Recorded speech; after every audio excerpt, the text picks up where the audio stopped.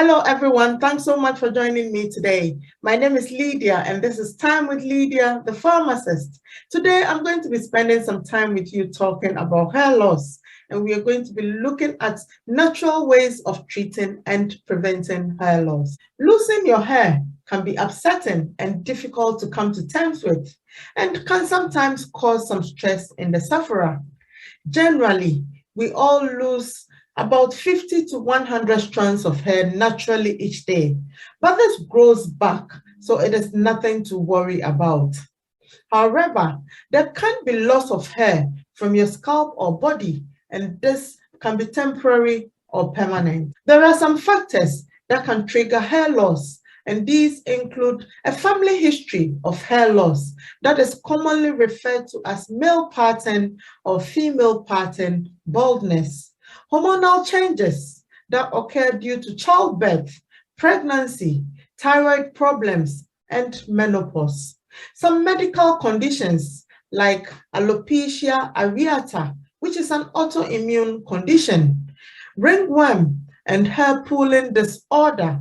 Some medications used to treat cancer, arthritis, high blood pressure, and gout. Radiation therapy can also cause hair loss. Heat styling that includes permanent straightening, blow drying, and curling, and lack of proper nutrition, weight loss, and stress. All these are factors that can trigger hair loss. So how do you know that you have hair loss? Hair loss can occur as a gradual thinning of hair on top of the head, and this is the most common type of hair loss. Also, some people lose hair in circular or patchy bald spots on the scalp, beard, or eyebrows, and with this, your skin may become itchy or painful before hair falls out. Hair loss can also occur as a result of an emotional or physical shock. In this case, you tend to see handfuls of hair coming out when combing or washing your hair, or even after gentle pulling, and this can make the hair thin, but it is usually temporary. There can also be hair loss in the entire body, and this occurs from some conditions and medical treatments, such as chemotherapy for cancer, but in this case, the hair usually grows back. Sometimes also you find scaly patches on the scalp. The symptoms of hair loss vary from person to person, depending on the underlying cause. It is best to see your doctor immediately if you notice any of the symptoms I have just described. That is, you have sudden hair loss, or you develop bald patches, or you're losing hair in clumps, or your head also itches and burns, and you're worried about your hair loss. Today, I want to share with you some natural treatments for hair loss, and these are remedies that can prevent hair loss as well. These natural remedies will help your hair grow back if the condition is not permanent. So, natural treatment for hair loss, number one, massage your scalp. Massaging your scalp can be very helpful. Massaging the scalp, especially with essential oils such as lavender oil or peppermint oil, is a great way to keep the hair follicles clean and strong. Also, maintaining a healthy scalp will keep hair loss from occurring due to possible infection of the hair follicles. Scalp massages increase blood flow to the scalp, which is essential for delivering nutrients to the roots so hair can grow strong and healthy. Additionally, a routine scalp massage can be very relaxing and can relieve you of stress, which is one of the primary causes of hair loss. Now, the second natural treatment for hair loss. If you're being treated with chemotherapy, ask your doctor for a cooling cup. This cup can reduce your risk of losing hair during chemotherapy. Natural treatment number three for preventing and treating hair loss. Protect your hair from sunlight and other sources of UV light by using hats and scarves when you step out. Number four, ask your doctor about medications and supplements that you take that might cause hair loss. And if you find out that you're taking any medication like that, then stop taking it immediately and look for an alternative. And natural treatment number 5, be gentle with your hair. Use a detangler and avoid pulling when brushing and combing, especially when your hair is wet. Use a wide tooth comb because this might help prevent pulling out hair. Avoid harsh treatments such as hot rollers, curling irons, and hot oil treatments. Limit the tension on your hair from styles that use rubber bands. Treating your hair with care from a young age can help prevent hair loss and thinning that occurs as a result of damage. Natural treatment for preventing and treating hair loss. Number 6, manage stress. Stress has a negative impact on our whole being, so it is essential to manage stress in order to lead a healthy life. Stress can be managed in various ways depending on what the triggers are. And I would advise that you watch my video on useful tips for managing stress. I would leave the link in the description box below so you can check it out.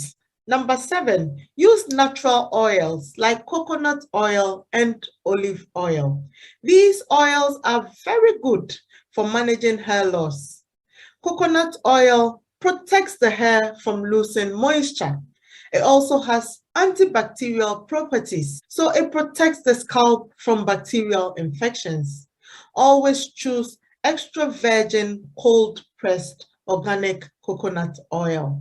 Olive oil is also rich in antioxidants and provides great nourishment, such as vitamin E, which is beneficial for hair growth. Always go for the organic one for best quality. Number 8, good nutrition is also essential for preventing and treating hair loss. Always make sure you eat a balanced meal.